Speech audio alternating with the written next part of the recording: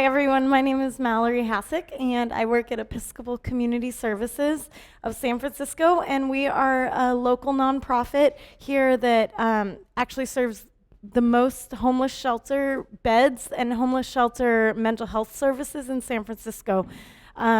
Each year we serve about 8,300 homeless men, women, and children in our various services, and our mission is to really help them where they are and to provide jobs, services, shelter, housing, and to help these individuals stay off the streets. Our agencies, we're non-religious, but we were started up in Grace Cathedral. Everybody know where Grace Cathedral is up on Nob Hill? So actually the first homeless shelter was started in the basement of Grace Cathedral in 1982, and that's kind of where our history and why our name is Episcopal Community Services. We've just stuck with that name because of our roots, but we are the largest provider of the services in San Francisco.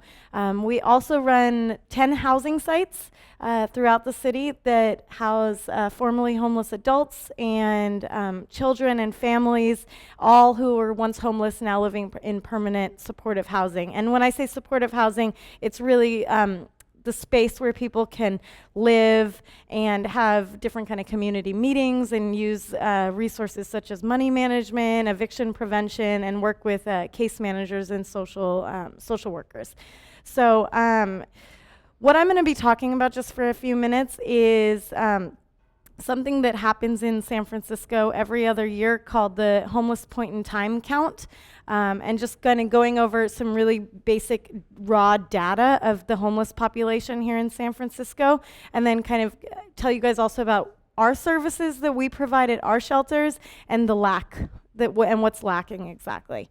Okay, so sorry, I'm gonna trying to pull this up. Okay, so the total number of homeless adults, unaccompanied transitional minors, and families living on the streets in shelters, hospitals, jails, because that's all considered unsheltered.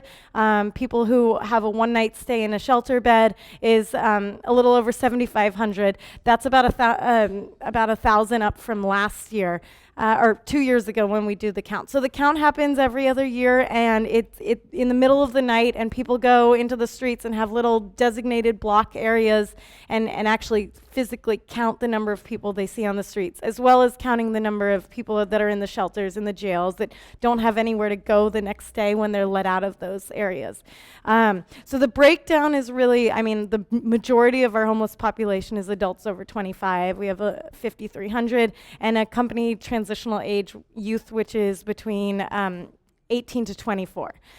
We also have persons and families. Our agency doesn't really deal with homeless families per se. We deal a lot with families coming out of homelessness, so I'm not really going to be talking about that. It's really single adults. And some other interesting statistics from the count, just to keep in mind, we have 71% total number of people living in San Francisco at the time they became homeless. So it wasn't people coming from other states, wasn't people coming from Los Angeles or San Diego. We have 30% reported that they lived in a home owned or rented by themselves or a partner when they became homeless. So that they're homeowners, they're renters. So these are people that actually had physical space and lost it because of rents being skyrocketing. A few more, we have 500, almost 600 veterans counted, both sheltered and unsheltered, about 50-50.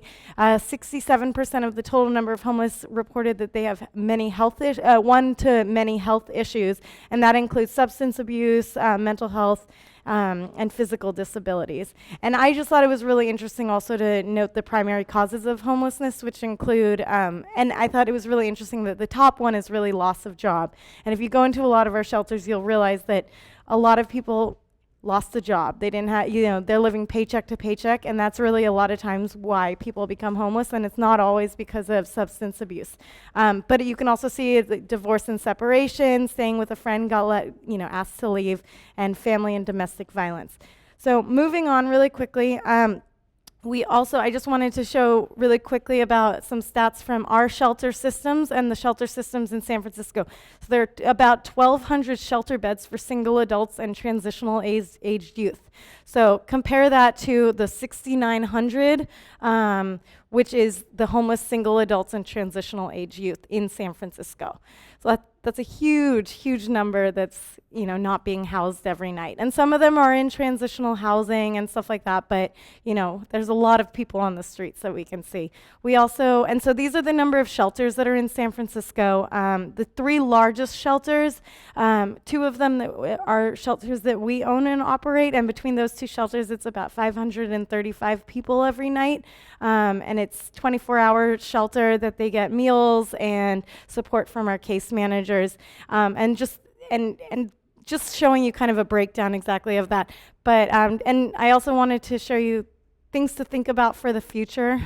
Just obviously that there's 1,200 beds for 6,900 homeless people who are 18 and over, pretty much. In the single adult shelter system, there's about a 95 to 98% occupancy rate every month, so there's not very many people leaving and coming from the shelter.